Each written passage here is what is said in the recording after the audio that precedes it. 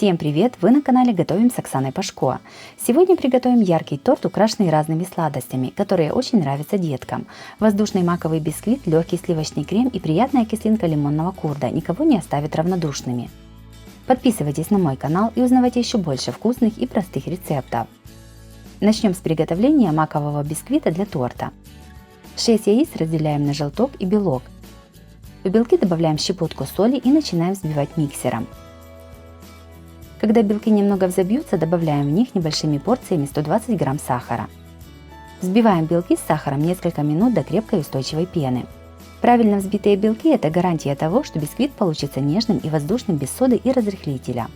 Ко взбитым белкам добавляем по 1-6 желтков, не прекращая взбивание.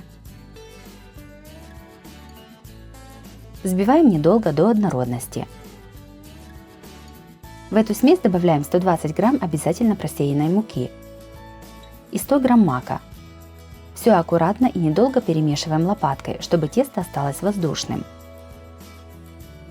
Муку и мак нужно добавлять не всю сразу, а в 3 подхода. Сюда же в тесто добавляем 100 грамм растопленного сливочного масла. Все перемешиваем лопаткой до однородности. Готовое тесто перекладываем в форму для выпечки, дно которой застелено пергаментной бумагой. Диаметр моей формы 21 см. Все ставим в разогретую духовку до 180 градусов, выпекаем примерно 35-40 минут. Бисквиту даем полностью остыть и настояться ночь. Теперь приготовим лимонный курд. Его тоже нужно приготовить заранее, как и бисквит. Берем 110 грамм сахара и к нему трем лимонную цедру одного лимона. Используем только желтую часть, она очень ароматная и не горчит. Все перемешиваем. Выдавливаем сок из лимона. Понадобится 70 мл сока.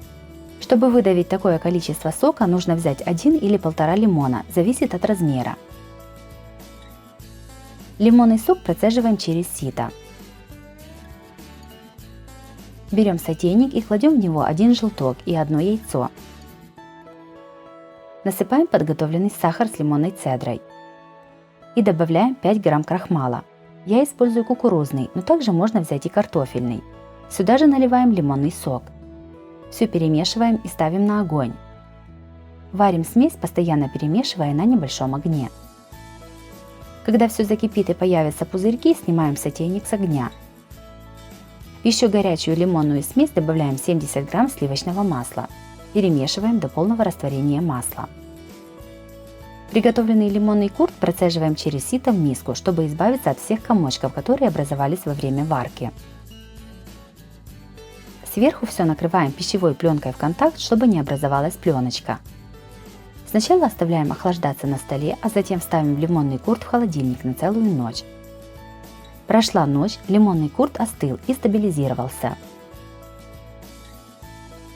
Перекладываем его в кулинарный мешок, чтобы было удобнее наносить на торт. Остывший бисквит вынимаем из формы и срезаем верхнюю корочку. Бисквит разрезаем на 3 примерно одинаковых коржа. Я разрезаю бисквит струной, но также можно разрезать и ножом. Такую струну я покупала на AliExpress, ссылку на нее оставлю в описании под видео. Готовим сироп для пропитки бисквита. В миску наливаем полстакана воды и насыпаем полстакана сахара. Ставим на огонь. Сироп доводим до кипения, кипятим 1 минуту и снимаем с огня. Сиропу даем остыть. Когда все приготовили, готовим крем для торта. В небольшую мисочку насыпаем 15 грамм желатина и наливаем 60 мл воды. Все перемешиваем и оставляем на 10-15 минут набухать желатин. В измельчитель кладем 200 грамм творога. Насыпаем 100 грамм сахара, 10 грамм ванильного сахара и наливаем примерно 30 мл сливок или сметаны. Все измельчаем до однородности. Творог должен быть комнатной температуры.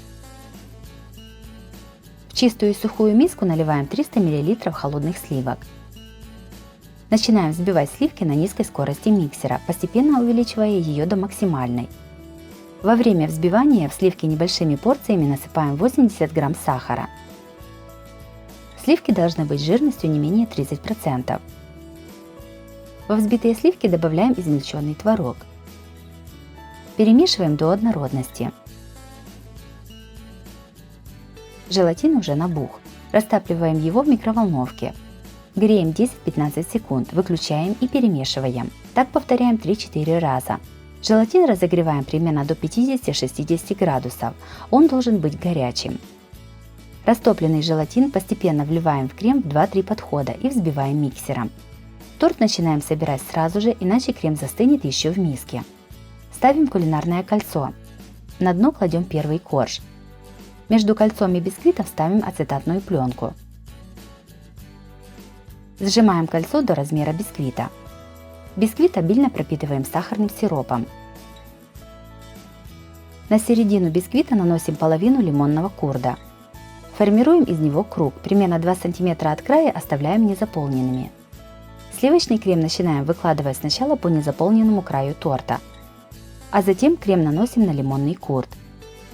Выкладываем половину приготовленного крема. Все аккуратно разравниваем ложкой. Кладем второй корж. Пропитываем его сахарным сиропом. Выкладываем вторую половину лимонного курда. Точно так же по бокам и сверху наносим оставшийся сливочный крем. Разравниваем ложкой. Пропитываем сахарным сиропом третий бисквит. Кладем его пропитанной стороной на крем. Прижимаем бисквит руками. Все накрываем пищевой пленкой и ставим настаиваться в холодильник минимум на 4 часа. Торт настоялся. Готовим крем-чиз для украшения. В миску кладем 150 грамм мягкого, но не растопленного сливочного масла и насыпаем 120 грамм сахарной пудры. Все взбиваем миксером до побеления масла. На это уходит примерно 2-3 минуты. В эту массу добавляем 450 грамм холодного сливочного сыра. Все взбиваем недолго миксером, чтобы крем не расслоился. В конце все перемешиваем лопаткой. Крем готов. Достаем торт. Снимаем кулинарное кольцо и ацетатную пленку. Накрываем торт подставкой для торта и переворачиваем. Нижняя сторона торта окажется сверху, она, как правило, более ровная. Торт покрываем тонким слоем крема, чтобы прибить все крошки. Сначала наносим крем, а затем выравниваем широким шпателем. После того, как нанесли первый слой крема, ставим торт застывать в холодильник примерно на 20-30 минут. Затем наносим второй, более толстый слой крема. Его хорошо выравниваем и опять ставим торт в холодильник застывать. Если нужно, то можно нанести еще один слой крема, чтобы торт стал максимально ровным. Готовим шоколадную глазурь для украшения. Ломаем 100 грамм черного шоколада. Наливаем примерно 40 мл сливок. Топим шоколад в микроволновке по 10-15 секунд. После каждого раза перемешиваем. Когда половина шоколада уже растопилась, перестаем нагревать и просто перемешиваем. Перегревать шоколад нельзя, его температура должна быть примерно 26 градусов. Если глазурь недостаточно жидкая, то доливаем еще по 1 столовой ложке хорошо теплых сливок, нагретых примерно до 40 градусов. Если долить холодные сливки, то шоколад может свернуться. Проверить консистенцию шоколадной глазури можно, полив ее на перевернутый холодный стакан. Глазурь должна стечь до половины стакана и остановиться. Готовую шоколадную глазурь перекладываем в кулинарный мешок. Вынимаем торт из холодильника и сразу же украшаем его только что приготовленной шоколадной глазурью. Сначала наносим потеки по бокам. Оставшуюся глазурь выливаем на верхнюю часть торта. Аккуратно разравниваем ее лопаткой. Сверху торт украшаем разными сладостями. В центре я поставила кусочки шоколада.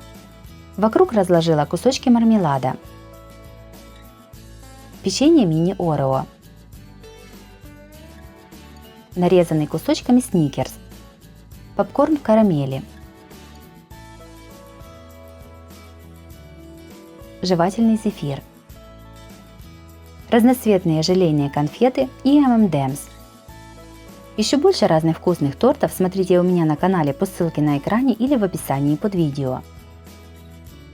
Торт готов.